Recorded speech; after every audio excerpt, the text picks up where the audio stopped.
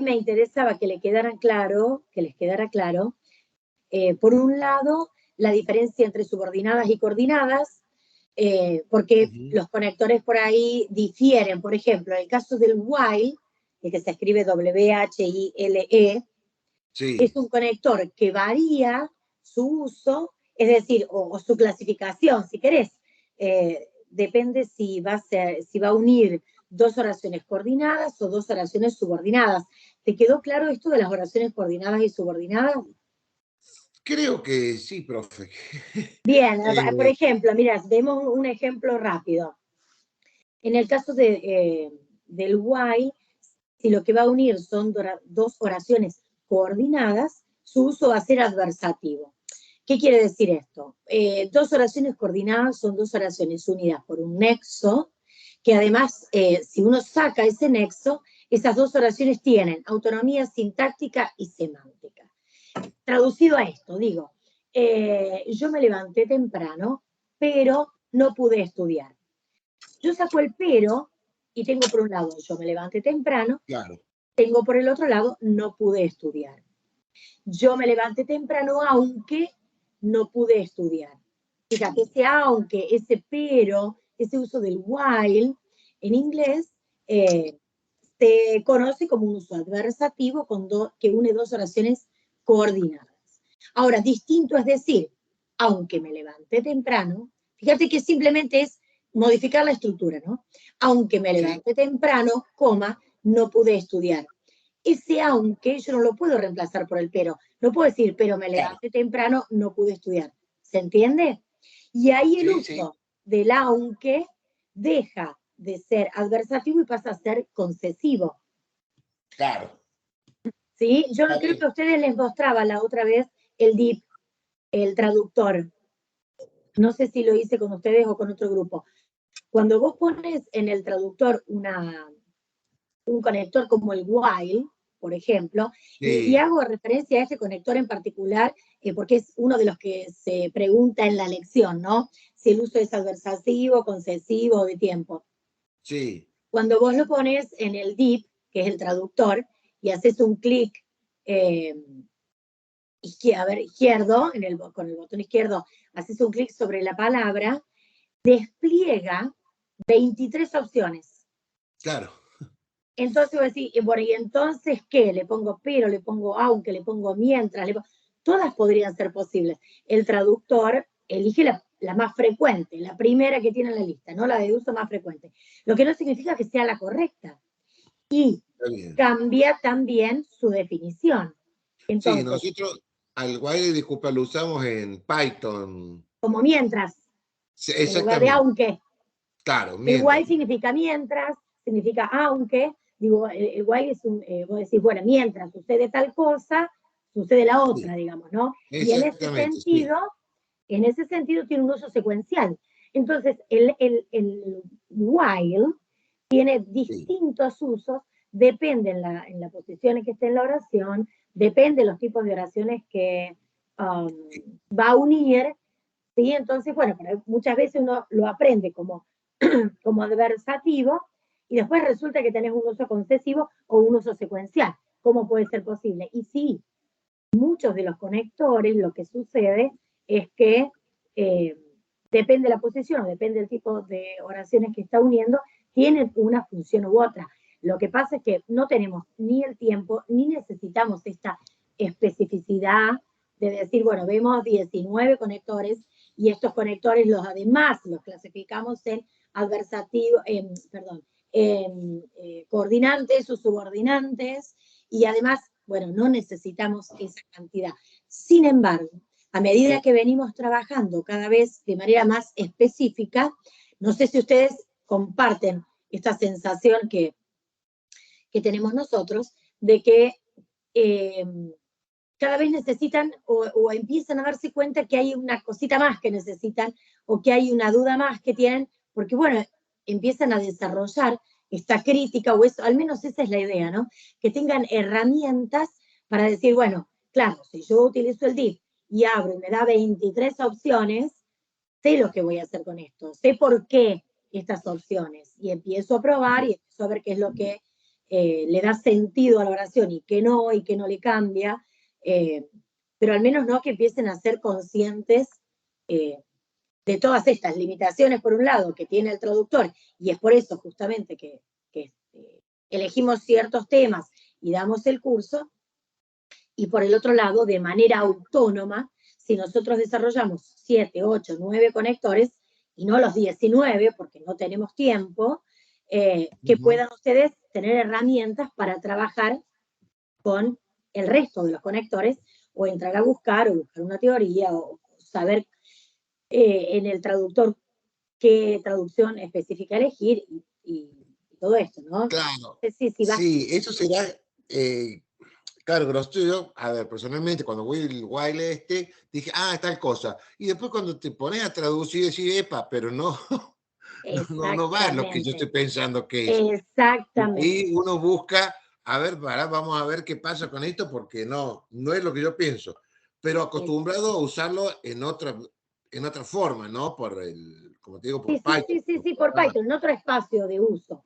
Pero lo importante es eso, ¿no? Que puedan ser críticos, lo suficientemente críticos para decir, caramba, el uso de Python, o la traducción, o la función que cumple el while en Python, no lo cumple en todos lados. Hay otras funciones, veamos cuáles son estas otras funciones, cuáles son estas otras traducciones, elijamos la más, o la que más se ajusta a este contexto en particular, entendiendo que las traducciones siempre van en contexto, ¿no? Viste que las lecciones a partir del bloque 3 dice todo el tiempo, de acuerdo al contexto, ¿cómo traduciría? De acuerdo al contexto, ¿no? Sí. Porque justamente eso es lo que nos pasa cuando utilizamos el traductor automático, que no puede, todavía al menos, leer el contexto.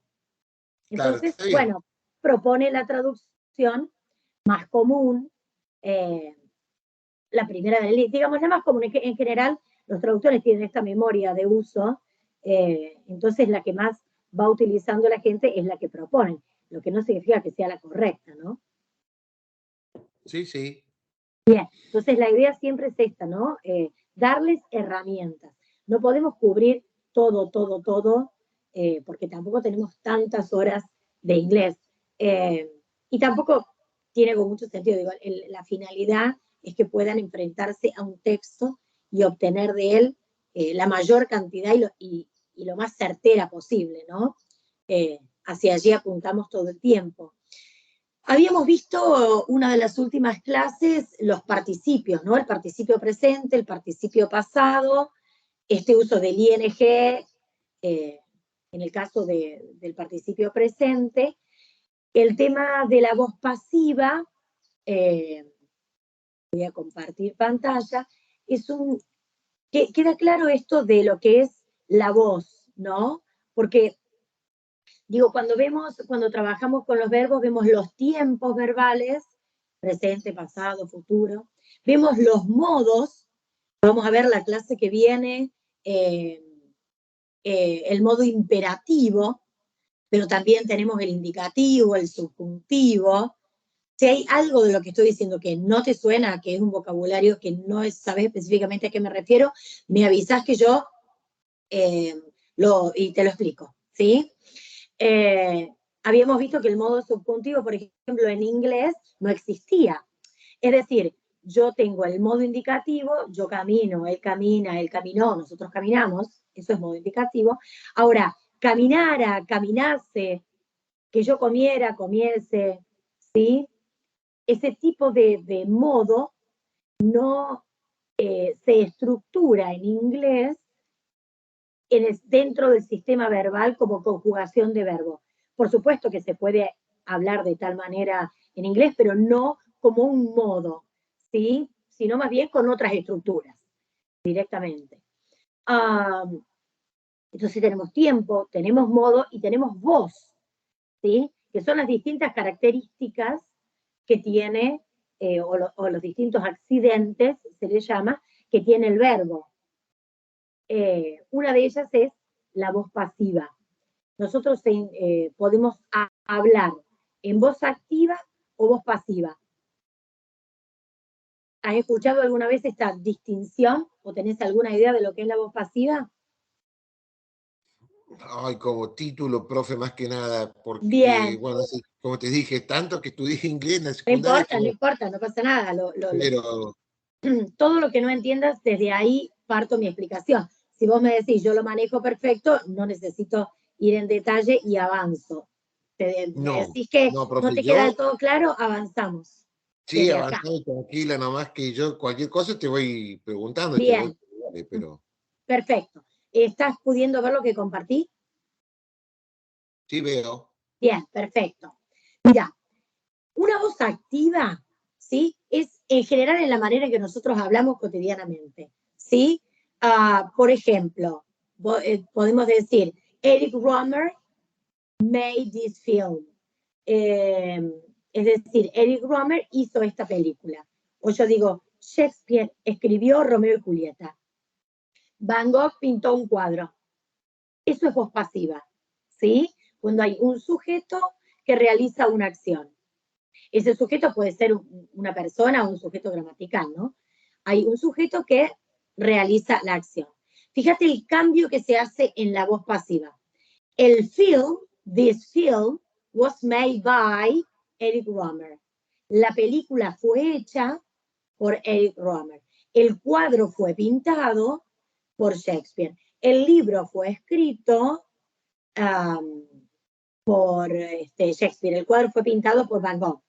¿Te das cuenta cómo el sujeto de la voz pasiva pasa a ser el objeto de la voz activa? Cuando yo digo, mi madre hizo una torta es el objeto, mi madre es el sujeto en la oración activa.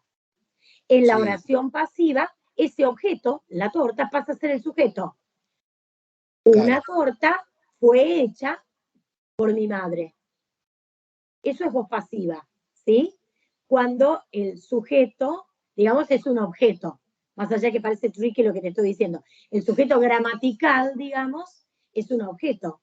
Es quien realiza, es quien recibe la acción y no quien la realiza. ¿Sí?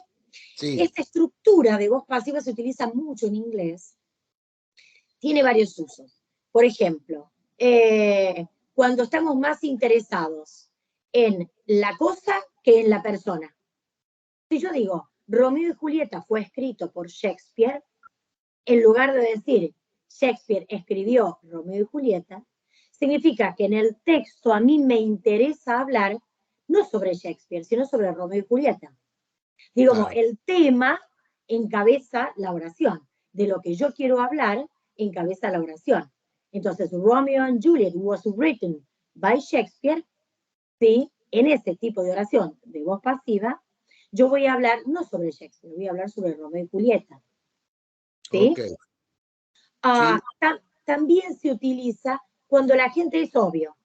Es decir, cuando quien realiza la acción se da por sobreentendido. Si yo digo, él fue arrestado anoche, bueno, fue arrestado por la policía, ¿quién más puede arrestar a la gente? No tiene sentido decir, la policía lo arrestó anoche. claro. Bueno, ¿quién si no? Entonces, en general se utiliza, él fue arrestado anoche. Y estamos hablando de mayormente estructuras escritas. Uno en el everyday speech, en el habla cotidiana, raramente habla en voz pasiva. En general uno Sí, habla en voz activa, pero cuando uno escribe, sí, y por eso nos interesa porque en los textos, y principalmente en este tercer uso, cuando describimos o cuando se quiere describir un proceso, entonces vas a saber que en los procesos, en las instrucciones, en las listas, cuando uno no dice, usted tiene que ajustar el tornillo, usted tiene que sacar este elemento, en realidad uno dice, el tornillo se requiere, a ver, se necesita sacar el tornillo, debe hacer tal o cual cosa. En las instrucciones no hay un vos, usted, ni nada por el estilo, ¿sí? Decimos, por ejemplo, chocolate eggs are made with milk and cocoa, and the mixture is then poured into molds. Los huevos de chocolate se hacen con leche, después se vierte la mezcla en moldes. Digo, para dar una receta, uno no hace referencia a la persona, son oraciones impersonales. Ese es el uso que más vamos a encontrar de la voz pasiva en los tipos de textos que ustedes leen, ¿sí? En los manuales de instrucciones, por ejemplo, de comandos o de seguir un proceso, en general se utiliza la voz pasiva. Está bien, a ver si, redondeando lo que me estás diciendo, o por lo que yo veo, ¿no? Si hacemos referencias a la persona, es como que fue escrito con un pasado. No, sí y no. Los ejemplos que tenemos acá da justo la casualidad que es con pasado, pero la voz pasiva se puede utilizar. Yo puedo decir, yo he estado viendo, o yo podría decir, la torta es cocinada por mi madre. Y lo uso en presente. Ya bien, ahí está. Yo puedo decir, la torta está siendo cocinada por mi madre. Y uso presente continuo. La torta fue cocinada, uso pasado. Está bien. ¿Sí? Un poquito más adelante hay un chart, un cuadro con todos los tiempos verbales. No necesariamente la voz pasiva, en general se puede utilizar, pero sí, uno da instrucciones, las da en presente, no las da en pasado. Las instrucciones de,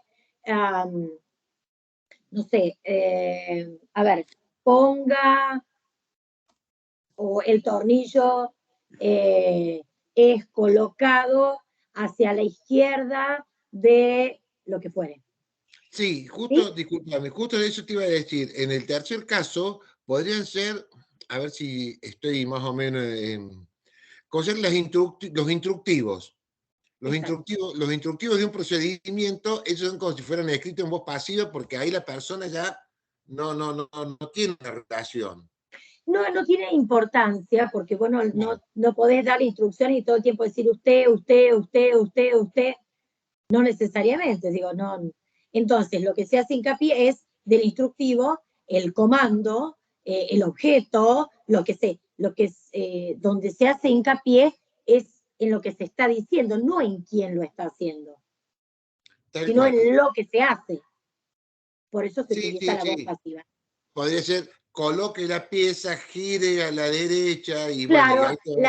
la pieza es colocada ¿sí? De esa forma. Siempre lleva el verbo ser o estar y el pasado participio del verbo principal. La voz pasiva, ahora vemos la estructura. Se utiliza también, por último, te cuento esto como para evitar asumir la responsabilidad. Cuando uno dice, smoking is not permitted, no se permite fumar. Eso es voz pasiva. Lo que nadie pone en un cartel, no permitimos que usted fume. Claro. ¿No? Se dice, se vende. O sí, se vende, no dice se vende una casa, inclusive ni siquiera una casa, pero se vende una casa. No es nosotros vendemos una casa. O la casa fue vendida. O, por ejemplo, cuando uno quiere decir, no sé, el vidrio se rompió. Pero el vidrio no se rompió. Yo lo rompí. Claro. Vos lo rompiste. Alguien lo rompió. Pero uno quiere evitar la responsabilidad.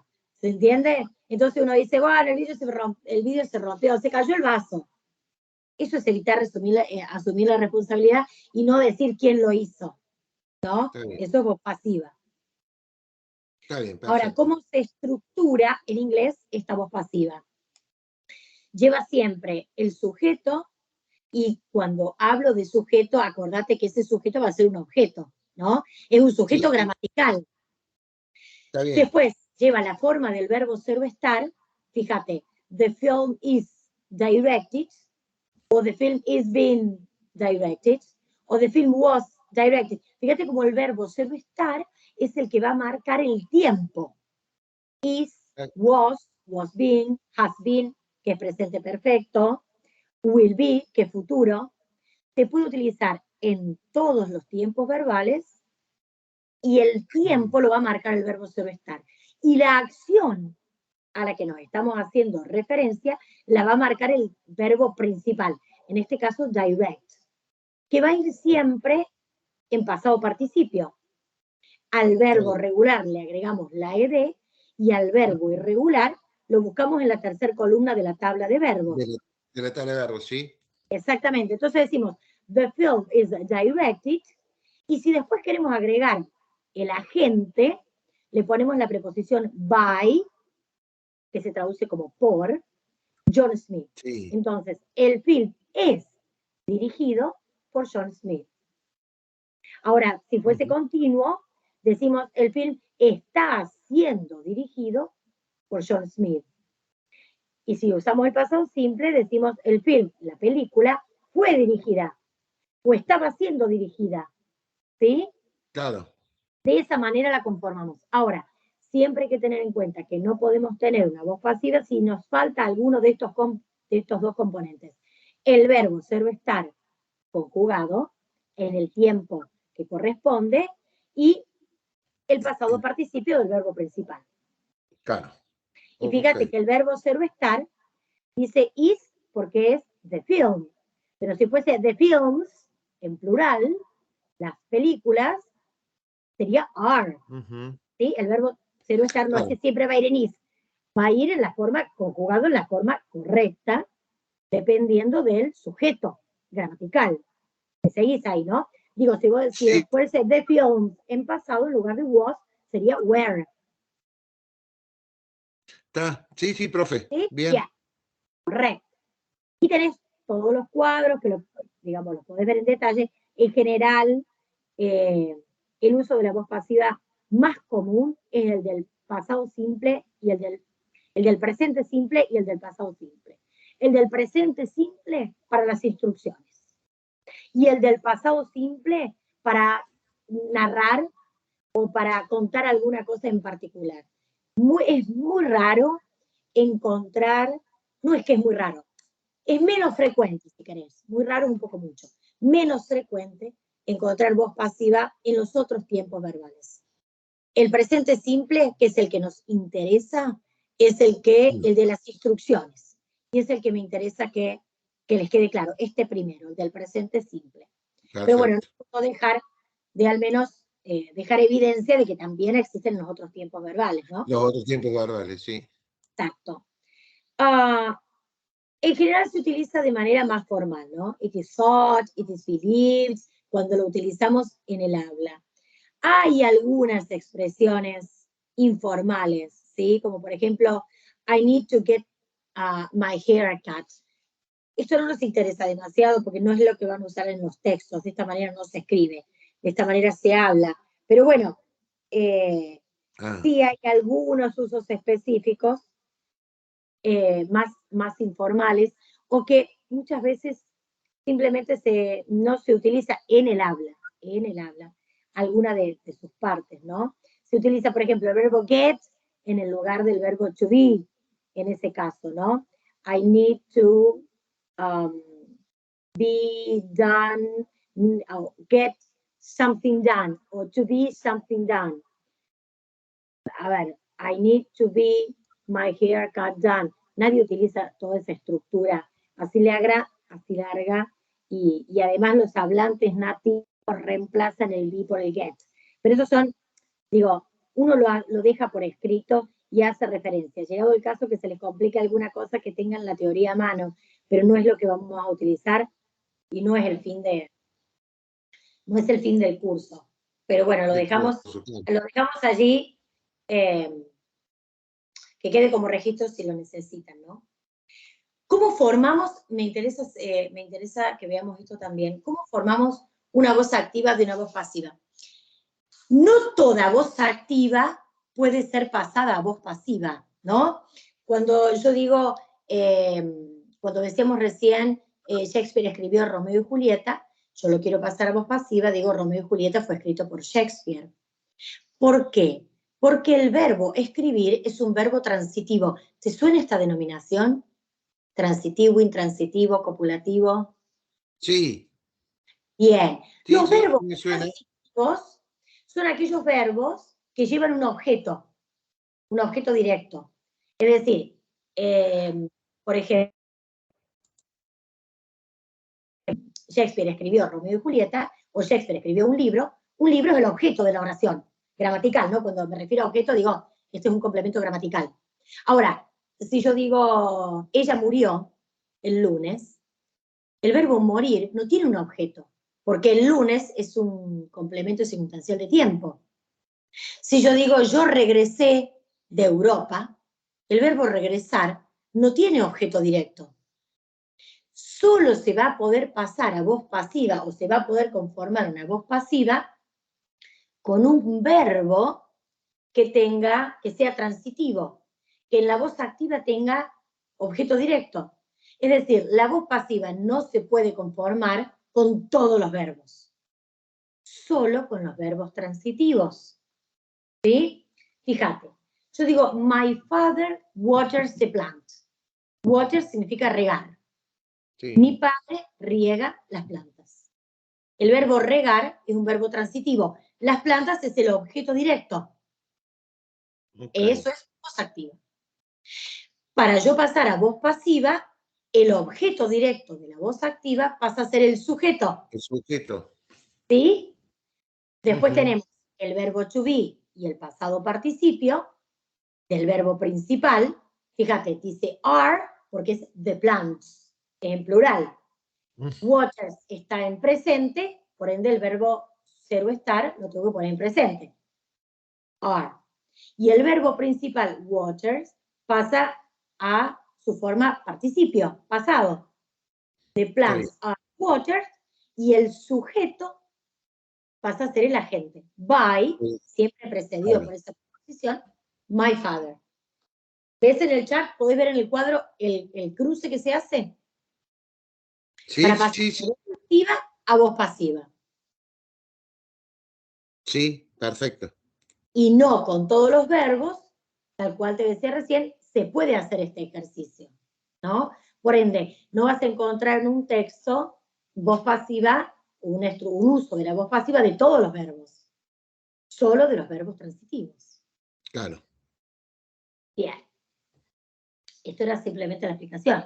No creo que después viene ya otro tema. Sí, después ya vemos. Me parece que sí, profe. Sí, en modo imperativo. Tal cual. Básicamente, esta es la idea. Nos interesa que sepan que la voz pasiva existe. Nos interesa que la entiendan justamente por el tipo de texto que ustedes manejan, ¿no? Que tiene que ver con las instrucciones, principalmente el uso de la voz pasiva en las instrucciones, y que la puedan reconocer y que no se confundan con el pasado simple. Nosotros aún no hemos visto el presente perfecto, pero que no se lo confundan con un tiempo verbal, que sepan que no es un tiempo verbal, sino que es una voz, un modo que puede variar, ¿sí? En los distintos tiempos verbales, ¿sí?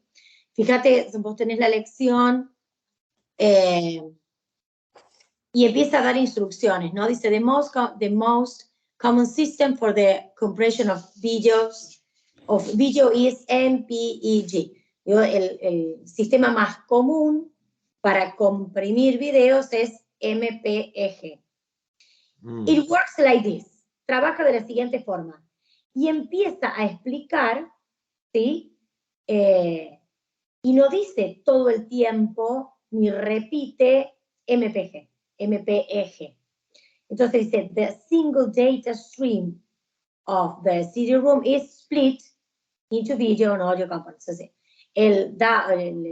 Los datos, dice the single data stream, los datos del CD-ROM son divididos, y así todo el tiempo. Los datos son divididos, o el video es procesado, iframe es comprimido. ¿Te das cuenta que no hay sujetos, personas? El sujeto gramatical siempre es un objeto. Sí. Frame, is base, el iframe está basado, los datos son almacenados, ¿sí? Las pictures, que sería como figuras, fotos, que sea, son almacenados. Te das cuenta que la voz pasiva se utiliza todo el tiempo, cuando este sujeto gramatical es un objeto y no una persona. Y después para dar explicaciones, instrucciones, y nos interesa que puedan reconocer que este verbo, por ejemplo, decompressed, está utilizado en pasado participio, porque es parte de la voz pasiva, y no en pasado simple, que no lo entiendan como se descomprimió o algo por el estilo. Claro. ¿Sí? Sí, está bien. Eso nos va a dar la traducción en el contexto, ¿no? Exactamente. Sí, sí, porque vos tenés que ver que para traducirlo en voz pasiva tenés que tener ambos componentes. No es simplemente un verbo, porque decompressed, sin el verbo ser o estar adelante, puede ser el pasado simple del verbo decompressed, que sería descomprimir. Para el verbo descomprimir, si yo lo entiendo en pasado simple, digo descomprimió. Claro. Pero no descomprimido, como se va a traducir en la voz pasiva. Sí. ¿Sí? Sí, porque ahí sería algo así como algo así como los cuales son descomprimidos usando algoritmos separados o sí. Exactamente, diferenciados. Habría que buscar cuántas traducciones tiene separate there. Pero sí, tal cual, así como vos lo decís, que no es lo mismo de decir descomprimió. Claro. Entonces, si vos entendés, porque el caso, la confusión se presta cuando el verbo es regular y termina en ed, porque el caso de split, fíjate, si the room is split, el caso de split, como es un verbo irregular, vos vas a ir a la tabla y se figura en la segunda columna, en la tercera columna, te vas a dar cuenta que está haciendo un pasado participio o un pasado simple, porque tenés la estructura específica. Pero en el caso de los verbos regulares, use, sort, based, que son la mayoría de los que tenés acá, si no distinguís el verbo ser o estar adelante y la estructura de la que se está usando, podés confundir la traducción con un pasado simple. Claro. ¿Se entiende? Porque el verbo regular es igual en su forma del pasado simple que del pasado participio. En cambio, en el verbo irregular es donde a veces se establece la diferencia. Viste que a veces, por ejemplo, cut es igual en presente, en pasado simple y en pasado participio. Depende el verbo en particular, ¿no? Pero hay que entender que el uso del verbo es el del pasado participio y no el del pasado simple. Ok. ¿Sí? Sí. Bien. Fíjate, mira, inclusive en el texto, que es de una explicación, fíjate que la mayoría, casi todos, excepto el may, que también está en presente, pero bueno, tiene esa estructura porque es un verbo modal, está en presente. Y vas a ver que la mayoría de los textos que dan instrucciones o explicaciones, se utiliza la voz pasiva en presente. No se utiliza en otros tiempos verbales. No es que no pueda aparecer, ¿no? Claro. Pero en general ese es el uso más común para las instrucciones, para las explicaciones. Los invito a que hagan la lección y el viernes que viene nos sentamos a discutir aquello que no les ha salido o les generó más explicación.